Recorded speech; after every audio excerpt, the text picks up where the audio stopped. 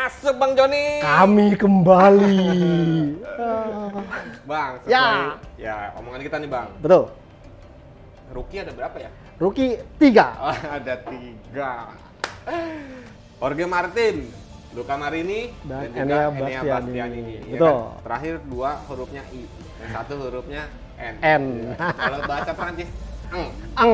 Jadi Jorge Martin. Martang. Maaf guys.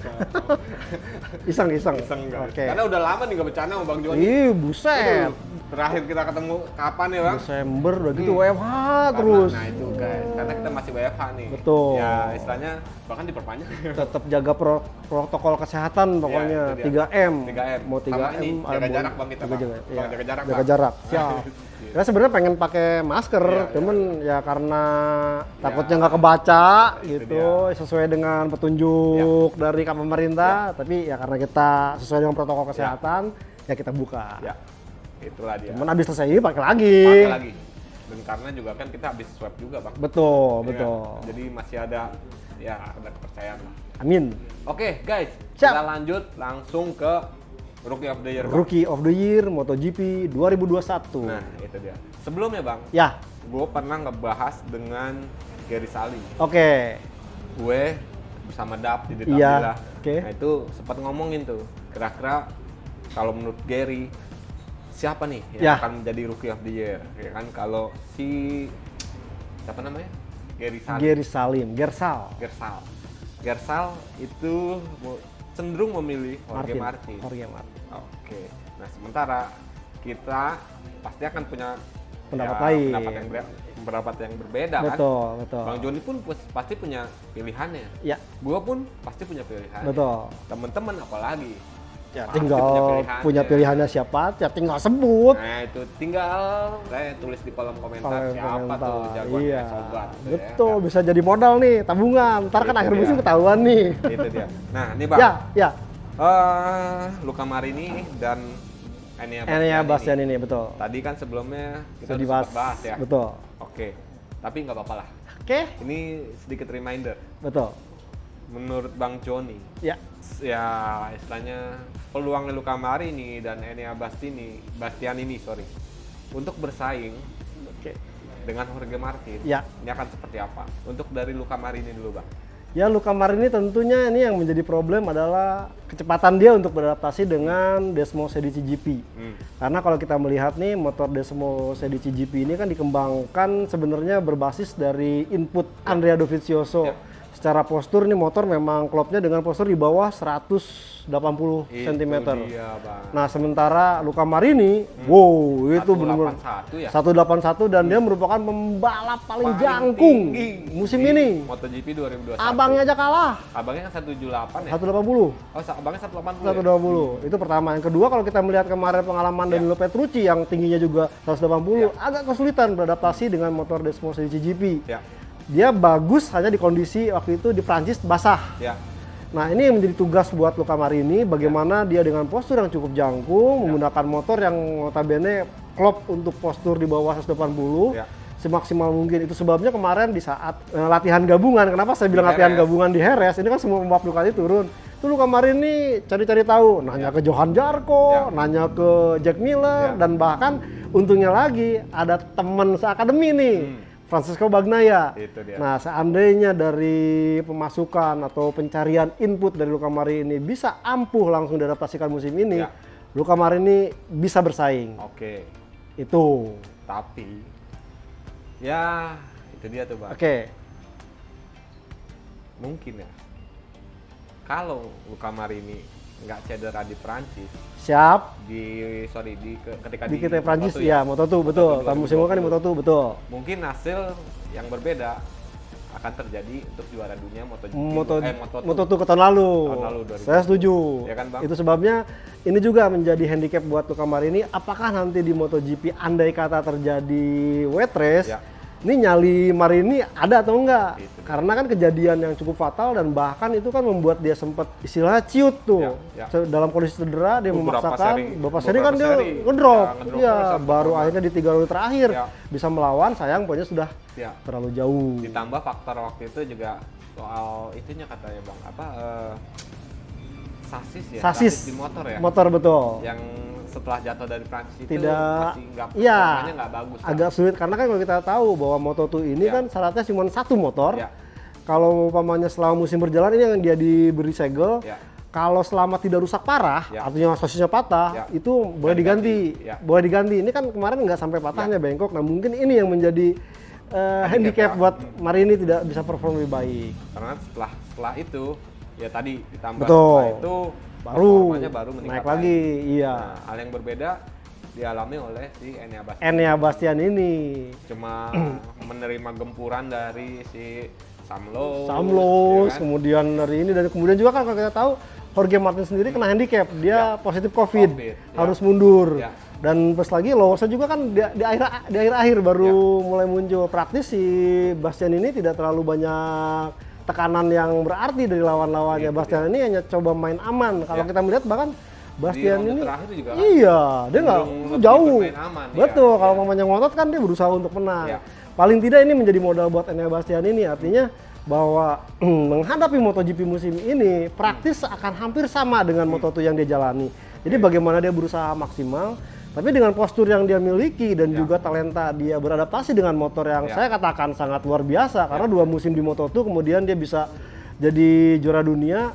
Saya berpikir bahwa ini yang menjadi alasan kenapa Ducati berani merekrut, artinya mencolek Avintia untuk merekrut Bastian ini. Kalau kita ingat kan di pertengahan musim tuh Avintia udah langsung mengumumkan siapa pembalapnya, yaitu Enea Bastian ini. Tapi dia belum mengumumkan siapa pembalap keduanya.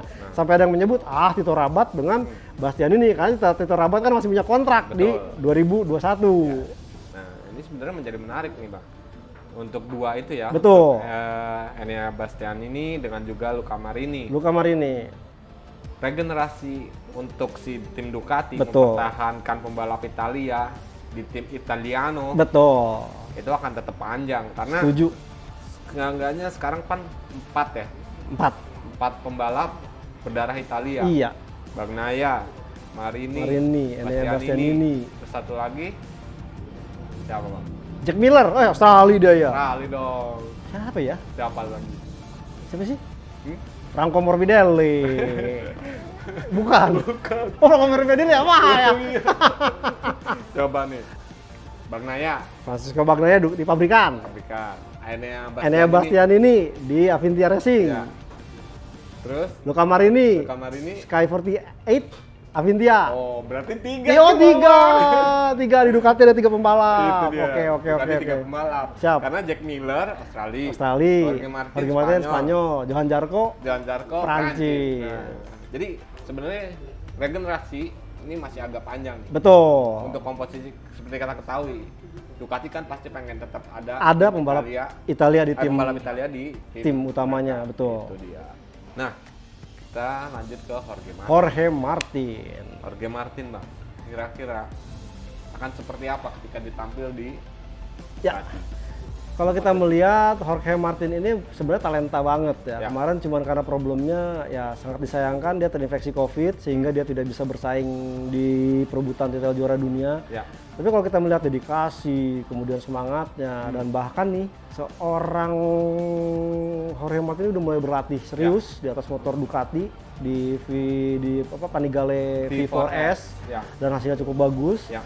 Dan kalau kita melihat sendiri, dia berada di tim Pramac Racing yang merupakan semi pabrikan. Oke. Kenapa saya sebut semi pabrikan? Karena motornya nanti akan sama speknya dengan motor yang pabrikan, meskipun untuk updating atau perubahannya itu tidak akan lebih cepat ketimbang tim pabrikan. Nah, Ya. dari sini tentu juga masukan dari Ciabatti, kemudian Davide Tardozzi yang memutuskan bahwa Jorge Martin ini mesti masuk, dan bahkan Jorge Martin sudah masuk lebih dulu ketimbang Johan Zarco loh. Ya. Jadi udah sebutin Jorge Martin masuk Pramac Racing. Ya. Ini sempat bikin godek Ya. Pecco Bagnaia kan Ya. waktu itu, karena waktu itu Pecco Bagnaia, terus juga ya kalau Jack Miller juga Jack Miller ya disebutin. Bakal naik ke Iya, ke pabrikan. pabrikan. Makanya ini sempat heboh nih. Dan siapa yang bakal digeser nih? betul. Apakah Johan Zarco, apakah Pecco Bagnaia, Bagnaia, apakah nemenin betul. Miller, gitu Nah, kan? nah dari sini mungkin Ducati akan melihat bagaimana performa seorang Jorge Martin, karena Dia pun juara dunia Moto3, cuman kemarin sebenarnya bisa bersaing, ada Pozzalla, dan diharapkan dengan motor yang sekarang ini Ducatinya hampir mirip, engine freeze, dan bahkan nih motor Pramac ini sebenarnya dua motor yang berkontribusi banyak gitu loh.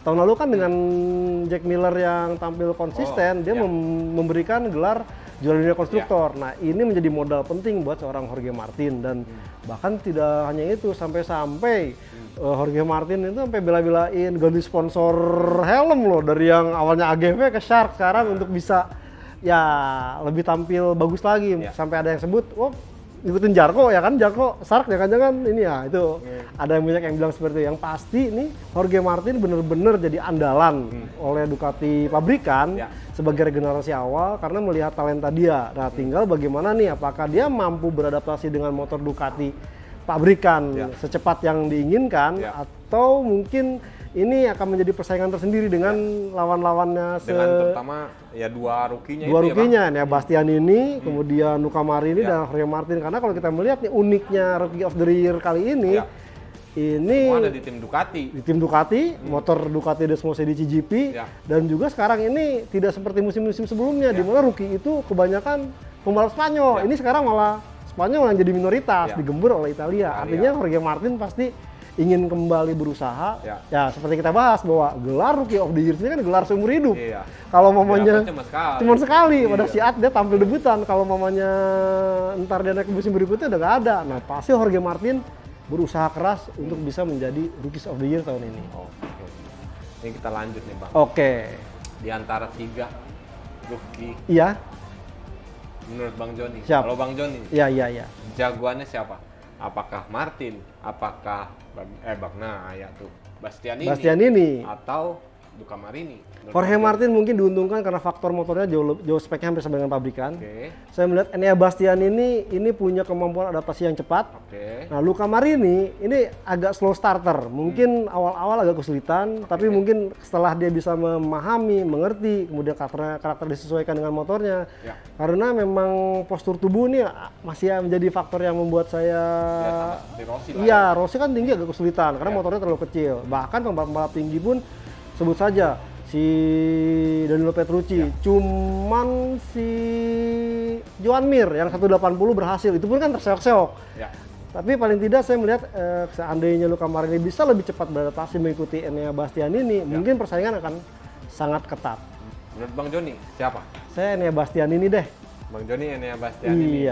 The Beast. Gary Salim, yaitu Jorge Martin. Kalau gue akan tetap pada Luca Marini. Karena kenapa Luca Marini? Ya tadi tuh. Kalau gue ngeliat performance-nya dia, jadi dalam 2 tahun terakhir lah ya. 2 tahun terakhir itu ya bisa diandalin lah. Meroket. Itu dia. Terutama untuk di 2020. Betul. 2020. Itu dia sempat apa ya? Ya karena cedera sih sebenarnya. Cedera. Terus kalau dia nggak cedera, dan proses penyembuhan adaptasi terutama nyali di beberapa seri setelah Perancis tuh ya akan lain cerita lah. Karena abangnya bilang bahwa Luca Marini ini bukan gaya kayak gua gitu yang bener-bener nekat, agresif. Marini ini penuh perhitungan bener, tapi perhitungannya ini memang istilahnya tuh ada hasilnya gitu loh, bahwa dia aku nggak berani ini tapi begini hasilnya ada. Kalau dia mungkin nekat ini ya nggak ada, ya cedera terus. Tapi itulah ya, meskipun abang adik ya Valentino Rossi gayanya flamboyan, agresif, nekat, ngambil resiko, sementara adiknya ini jauh penuh perhitungan. Dan ya setidaknya seandainya perhitungan Marini nanti ya artinya bisa lebih cepat karena kondisinya kan balapan nanti ini kan seminggu bahkan ya tidak menutup kemungkinan, bahkan ada yang mengatakan ya mirip kayak 2020. Artinya Marini harus segera mempersiapkan mental, persiapan mulai dari nanti latihan di tes resmi Qatar. Gitu. Jadi kalau gue bukan lebih condong karena dia punya nama besar. Bukan. Tapi karena gue ngeliat pure ya performa dia selama 2 tahun terakhir. Tuh. Jadi lebih ke Luca Marini. Enea Bastianini. Ya tadi nih, menarik nih Bang. Karena kenapa? Ya ini Rookie of the Year ini ya saya bukan cuma mempertahankan, bukan mempertahankan, tapi mencoba mendapatkan tadi gelar seumur hidup. Seumur hidup satu. Ya kan? Betul. Terus ditambah lagi kans untuk si ya pembalap pabrikan. Oke. Regenerasi ke pembalap pabrikan nih, ya kan? Setuju. Siapa yang bakal menggantikan? Ya mungkin Jack Miller nantinya, Iya. atau Bang Naya nantinya, Betul. ya kan? Betul. Apakah Luca Marini? Betul. Apakah Bastianini? Atau Jorge Martin. Atau Jorge Martin? Ya walaupun mungkin jika setelah beberapa musim betul. dari terutama untuk Bastianini dan Marini betul. Dia pindah dari Aprilia naik ke Pramac, dari Pramac baru ke tim pabrikan siapa tahu. Kan? Betul. Dan sama satu lagi bahwa ini kan tiga-tiganya ini pembalap Moto2 tahun lalu. Ya. Ini masih ada istilahnya misi penasaran nih, karena penasaran. Jorge Martin penasaran karena dia harus COVID. Ya. Luca Marini penasaran gara-gara dia jatuh di Prancis. Ya. Nah, si Enea Bastianini tentu penasaran bahwa sebenarnya gue bisa nggak sih? Begitu, iya, kalau kondisi artinya mereka ada semua fit, apakah gue berhasil maju ke depan atau enggak? Ini benar-benar jadi pembuktian gitu. Menarik ya Bang? Setuju. Lebih menarik dari Rookie Years of the Year sebelumnya ini. Kalau Rookie of the Year, ya itu tadi karena ini Bang, ibaratnya kalau untuk yang MotoGP 2021, ini tuh kayak OMR Bang. Iya. Motor sama, ya kan? Terus pabrikannya sama. Ya kan? Terus udah gitu ditambah lagi 2 orang negaranya sama. Negaranya ada, iya. Walaupun yang satu enggak gitu kan. Iya, betul. Ini menjadi menarik. Betul. Ibaratnya kayak OMR aja. Iya, iya. Underbone, ini motornya sama. Gitu kan. Artinya secara ya karena motornya sama, kemudian direkrut oleh tim yang sama, tentunya ini ya dianggap bahwa tinggal ketiga pembalap ini menunjukkan skill terbaiknya seperti apa. Itulah dia. Itulah dia. Oh, itu lagunya Tali Lasso. Tali Lasso. Tali Lasso. Itu mau tarik sih. Enggak. Semongko. Semongko Bang. Semongko. Guys, semongko guys. Aduh.